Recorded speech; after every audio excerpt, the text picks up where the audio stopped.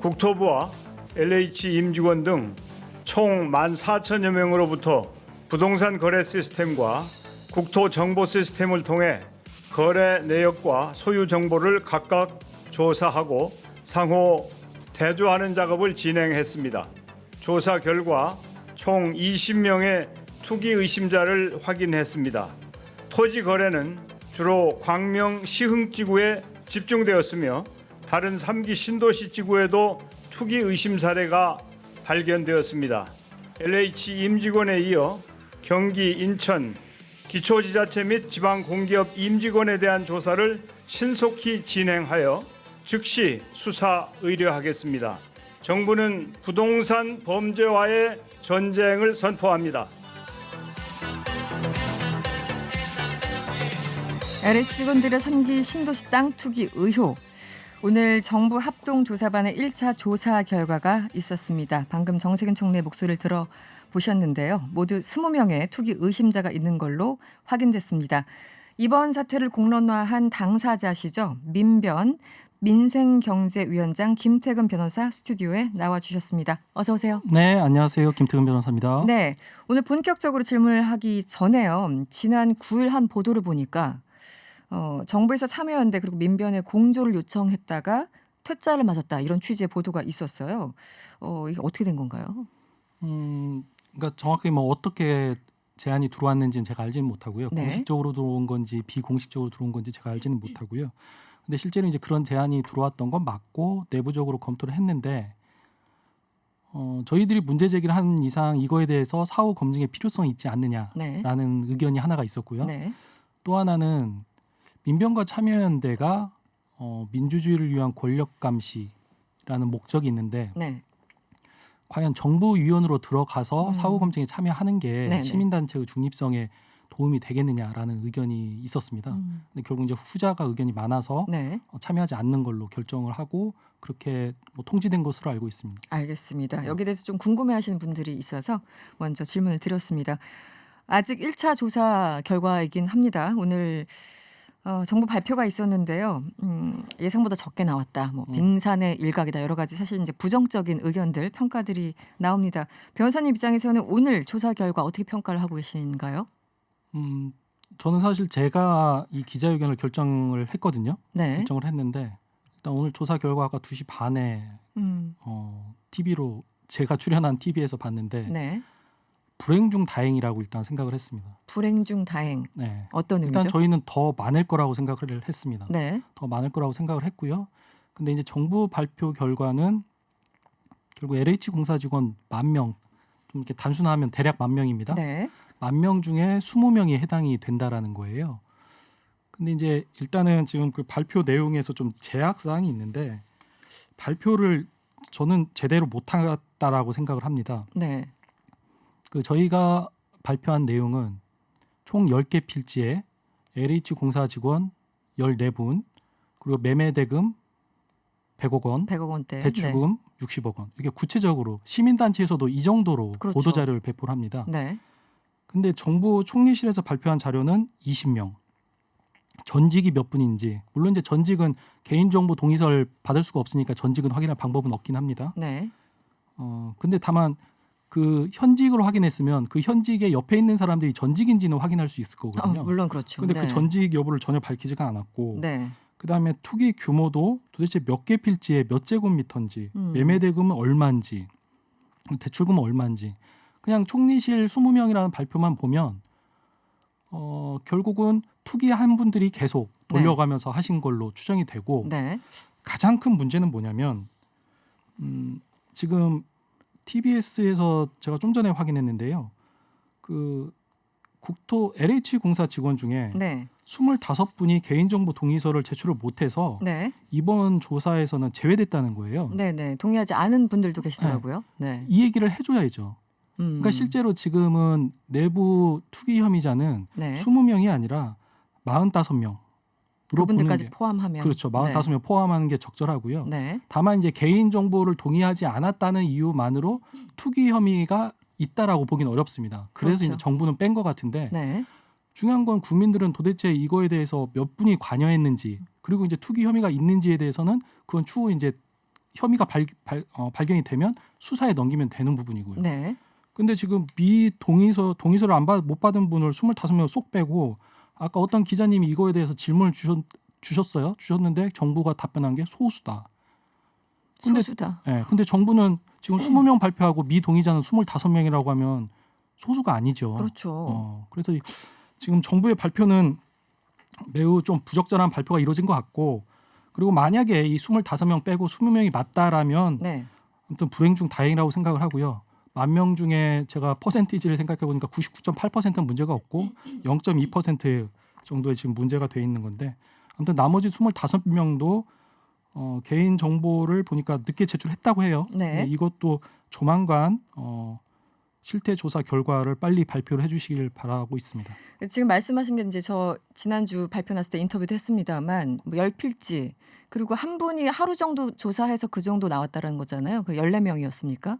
네. 네. 그런데 정부는 지금 며칠 동안 조사했는데 거기에 사실 이제 질적으로 따지면 10분의 1도 못, 그러니까 뭐 10분의 1이라는 게 그냥 수사이긴 합니다만 너무 밋밋하거나 허탈한 결과였기 때문에 이제 지금 국민들도 반응이 썩 좋지는 않은 것 같아요. 앞으로 어떻게 해야 된다고 보십니까? 이거를 좀 구분을 하실 필요가 있으세요. 우리 네. 국민들께서.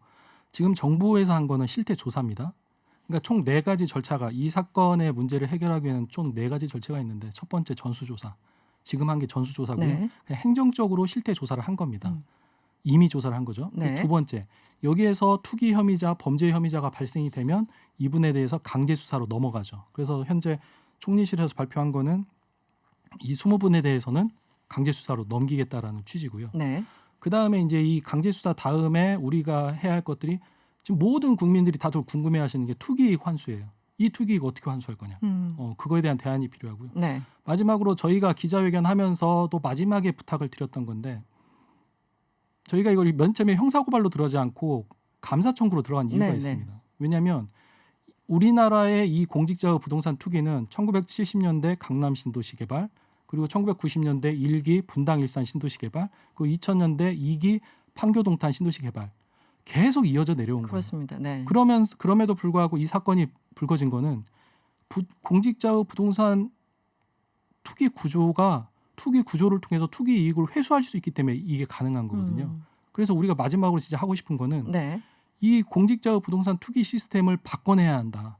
근데 그 바꿔낼 때 가장 결정적인 역할을 하는 건 국회입니다. 네, 네. 네. 그래서 이제 4가지 절차가 필요한 거고요. 그래서 이제 그거를 좀 구분을 해주셔야 하고, 정부에서는 이번에 지금 조사한 거는 1차 실태 조사인데 1차 실태 조사 결과에서는 20분만 나왔고 아직 25명이 미동의서를 받아서 아직 안 나왔다.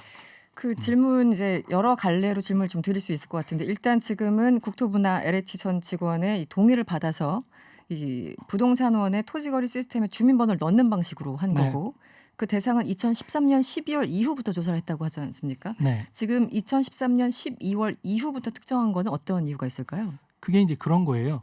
2기 신도시 개발이 되고 나면 이제 LH 공사가 하는 건 이제 주로 토지 개발입니다. 네, 토지 개발이 나면 그 다음에 이제 아파트들이 이제 쭉 올라가기 시작하죠. 네. 그럼 이제 그 다음에 그 부분에 대해서 우리 도시 전문가들한테 여쭤봤더니 2기 신도시 개발을 하고 나면 그 다음에 혹시 모르니까 또 다른 신도시 개발 부지를 찾아본다는 거예요.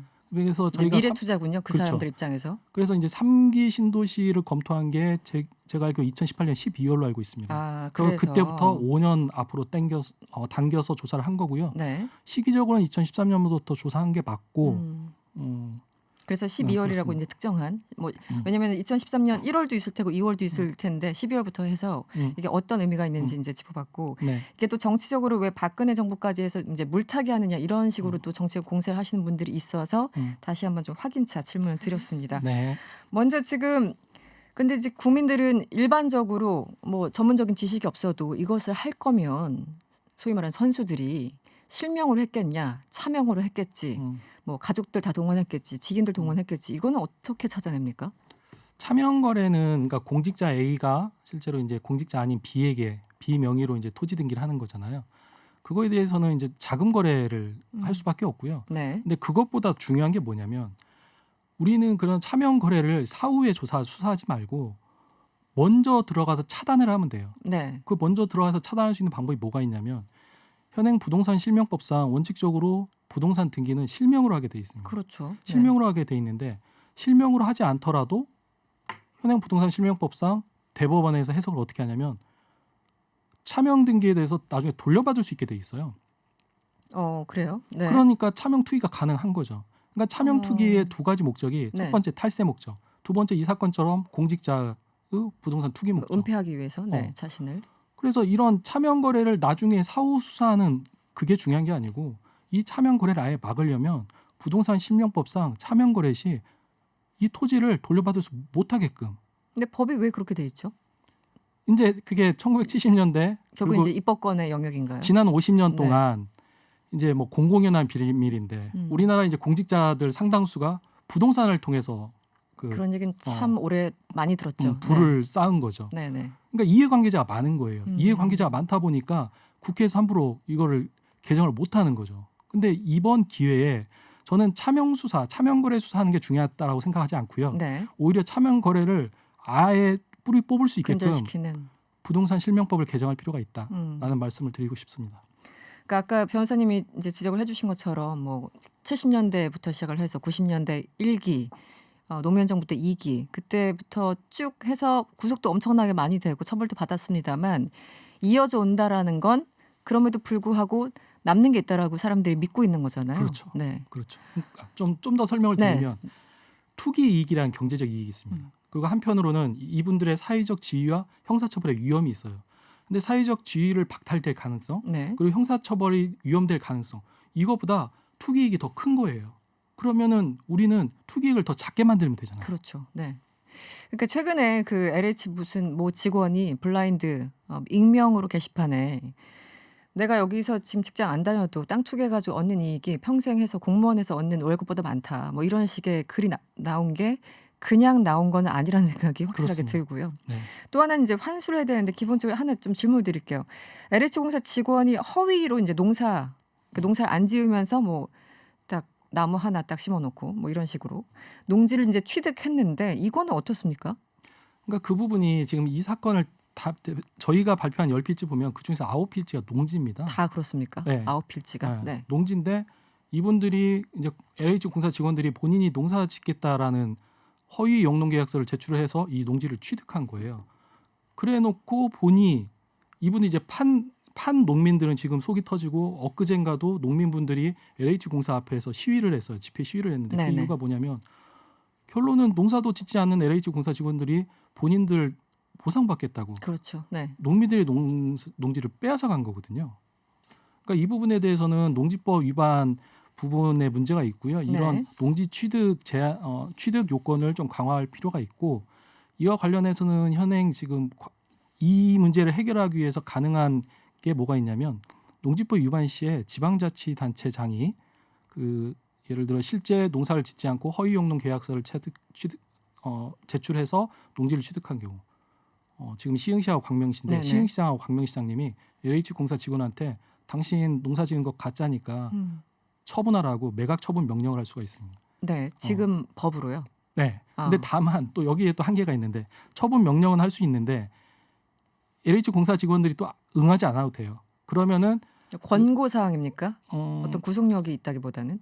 조금 더 말씀드릴게요. 네. 그러면 이제 지방자치단체가 뭘 할 수 있냐면 네. 매년 1회 토지 매매 가격의 5분의 1씩 이행 강제금을 부과할 수 있습니다. 그러니까 강제할 수 있는 거죠. 네네. 안 팔더라도. 그러면 5년 지나면 원금은 회복되는데 근데 그분들의 투기이익은 회수가 안 되는 그런 한계가 있습니다. 네.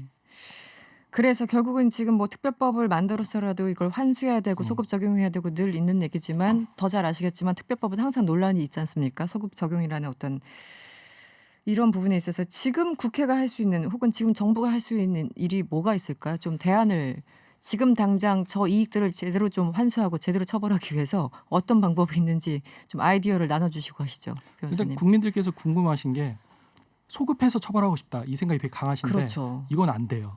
소급해서 형사처벌하는 건 우리나라 헌법상 안 됩니다. 그러니까 두 번째 소급 행정을 통해서 투기이익을 환수하는 방법 이게 특별법이거든요. 네, 이거는 가능할 것 같아요. 이거는 가능하다. 행정을 통해서. 네. 네. 그래서 이 부분에 대해서 투기이익을 어떻게 환수할 건지에 대해서 국회에서 역할이 필요한 거고요. 세 번째 입법적 대안을 말씀을 드립니다. 대한민국에서 공직자의 부동산 투기를 막기 위해서는 네. 현행 공사 직원이 업무와 무관하게 미공개 정보를 이용을 하면 이게 공직자윤리법상 이해충돌 방지 의무 위반만 돼서 단순 징계 사유가 돼요. 네. 이거를 형사처벌하면 됩니다. 아. 그래서 공직자 이해충돌 방지법을 도입하자는 거고요. 그리고 두 번째, 이런 형사처벌할 때 현행 자본시장법에서는 주식 상장 기업의 내부 직원이 이런 미공개 중요 정보를 이용해서 본인이 네. 투기이익을 얻으면 벌금의 3배에서 5배까지 회수해요. 그래서 이런 투기이익 환수를 자본시장법에 준해서 이렇게 엄벌하자. 네. 그리고 세 번째, 아까 말씀드린 그 차명거래에 네. 대해서 부동산 실명법을 개정하자라는 게 저희 민변민생경제위원회의 입장입니다. 네. 알겠습니다. 시간이 다 돼서요. 변호사님. 마지막으로 꼭 하고 싶은 말씀 있으면 30초 정도 드릴게요. 꼭 해주실 말씀 있으시면. 네. 이게- 제가 사실 저는 중심에 있어서 정확히 국민들의 분노하고 공분이 정확히 이렇게 다가오진 않습니다. 근데 주변에서 많이 그렇다고 말씀하시는데 계속 부탁 말씀을 드리는 게 이게 투기를 하신 분들 개개인에 관심을 주지 마시고요. 그거는 그분들 처벌받으면 또 몇 년 후에 또 반복됩니다. 네, 네. 그러니까 공직자의 부동산 투기가 가능하게 하는 이 구조를 구조. 어떻게 개혁할 건지, 그리고 이 구조를 개혁하는데 가장 중요한 역할은 국회입니다. 국회한테 이 법을 도입하라고, 입법하라고 강력하게 적극적으로 여론을. 좀 그렇게 네. 형성해 주셨으면 감사하겠습니다. 알겠습니다. 오늘 못다한 얘기는 다음에 또 연결해서 이야기 들어보도록 하겠습니다. 지금까지 민생경제위원장 김태근 변호사였습니다. 오늘 고맙습니다. 네, 감사합니다.